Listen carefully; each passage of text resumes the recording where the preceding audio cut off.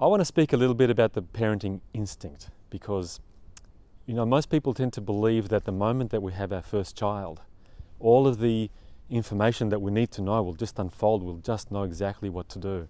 And, there is a parenting instinct, but when people are left alone to believe that we will just know what to do, that it will just roll out, and we're alone with that kind of information, I can't think of anything that places more of a burden on mothers and fathers.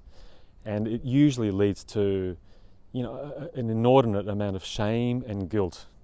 We all find those moments where we hit a wall. What happens now? What do I do now? And if we aren't told that the way that instincts work in human beings is quite different than all the other non-human animals on this earth, we're confronted in that moment. We expect more from ourselves. It's actually a risk factor for postnatal depression, amongst other things. So let me explain that a little bit further. You think of, for instance, a spider who knows how to weave the perfect web without anybody telling it what to do when that moment comes in its life, and it's a beautiful thing. Or perhaps there's a bird that almost miraculously, when they're ready to be a parent, they know how to make this perfect nest up in the tree, and the architecture, the engineering of a nest. And do we look at that and say, well, when we have our child, when we're ready to make it, as it were, our nest, will I know exactly what to do? I think that's when we hit a wall. Because instincts in human beings, the instinct is there, the impulse is there, but in a raw, unformed way. We are social animals. We require each other, we're interdependent. So that, in a sense, the parenting instinct is like an empty page. It's a page, all right, and it's all there. The energy is there, the love, the capacity is there, but we need our elders. We learn from one another. And that's true for all of the instinctual behavior. We learn from each other, and we continue to learn for the rest of our lives.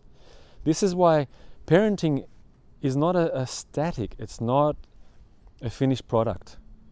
It has been evolving and changing and evolving and changing and evolving and changing since we began, and it will continue to evolve and change. It means that when you find those moments as a parent that you don't know what to do, the answer there lies in looking to each other and asking questions. And this is the most exciting moment in history, in a sense, that with the information superhighway that we live with, we have access to new sciences and to forums and books and all kinds of material, the internet, where we can learn the sum total of what millions of people have learned and continue to learn about parenting.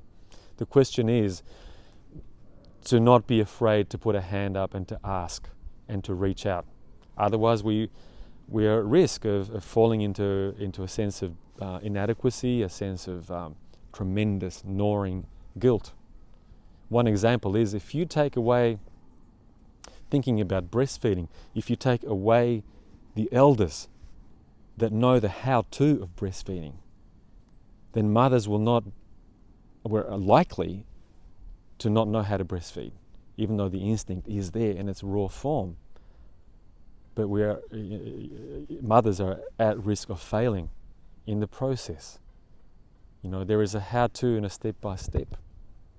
And not just the information of the how-to, but the emotional support that mothers and fathers continually require from community, without which we falter.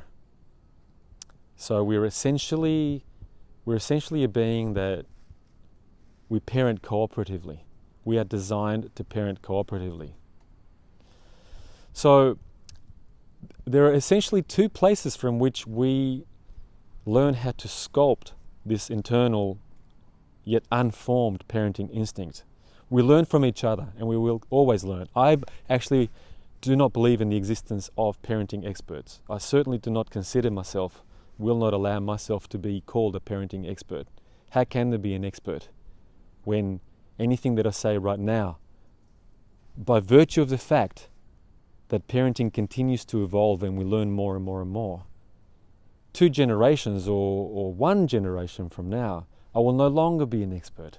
Somebody else will be saying something better than what I'm able to say. There's room for humility here. We will always be learning, always need to ask. And it's okay. That does not take away from our dignity. So we ask each other, and we ask science. After all, science of childhood development, neuroscience, is simply a magnificent way to ask, well, what happens to huge cohorts of people? Instead of asking mum or asking the next door neighbour or uncle or auntie, through the method of science, we can ask what works best for tens of thousands of people around the world. It's a very empowering source of useful parenting information. But there's another place to look as well, and that's inside our own experience. We carry in our bodies so much emotional memory, all the way back to the very beginning of our own childhood. And emotional memory goes back deeper and earlier than narrative memory. We, even before we remember what happened, if perhaps your earliest story that you can tell about yourself is from when you were 3, nevertheless, your body provides you with memory of how you felt, how it felt to be 2 years old, 1 year old, even a baby in your mother's womb, from at the latest in the 3rd trimester in utero. Through this body memory, we have access to all kinds of information about how we can be there for our own child when our children bring us the kinds of challenges that they bring us, all of us as parents, every day. That's another source of wisdom, an internal source of wisdom that lives inside our hearts. So I have a process that I use with people in my practice or some of the parenting groups that I run. It's an inner child process. And it begins from what are the challenges that your child brings you. Through this you find in the end that your child is your teacher, in a sense. The challenges are the huge opportunities to grow and expand as a person. And everybody in every family, you know the challenges I mean, the ones that keep on recurring again and again and again, the habitual problems, the ones that make us want to tear our hair out and we shake our heads. Oh no, here it comes again. There's a tendency then to blame our children, what is wrong with this child, or to blame ourselves, what is wrong with me as a parent. What if we go in another direction and look internally? And here is the beginning of that process, and I'll leave you to reflect upon this. You could ask these kinds of questions when you take a moment to breathe in and to pause. When I was the age that my child is now, how was I treated? What was going on for me? And then how did that make me feel? Or you could ask, when I behaved in a way that's at least a little bit similar to how my child is behaving now. Say, for instance, here's my child, my toddler in a tantrum. Oh my God, what do I do with this? It's driving me crazy. Let's begin not necessarily with what do I do for my child or to my child, but take a moment. How was I treated when I had my tantrums? Even if my tantrums were very different, how was I treated? And how did that cause me to feel? What would I have needed? This doesn't mean necessarily that we have to remember the full impact of the emotionality that we had as children. It's not about reliving something, but both from the joyous moments, the nourishing moments of childhood, as well as the painful, confusing, distressing moments of childhood, the loss, the rage, etc. If we can just taste a little bit of those moments, that is the beginning of an inner wisdom, our own expertise, if you like. What would I have needed in that moment? That starts to give you these clues, very, very powerful clues about what your child is asking for without asking for it, because they don't necessarily know in their consciousness what it is that they're looking for in you in those difficult moments. So much of what we do is fed by our own childhood experiences. The love that we give, the attention that we give is fed by the body memory of the attention and the love that we received from our elders when we were children.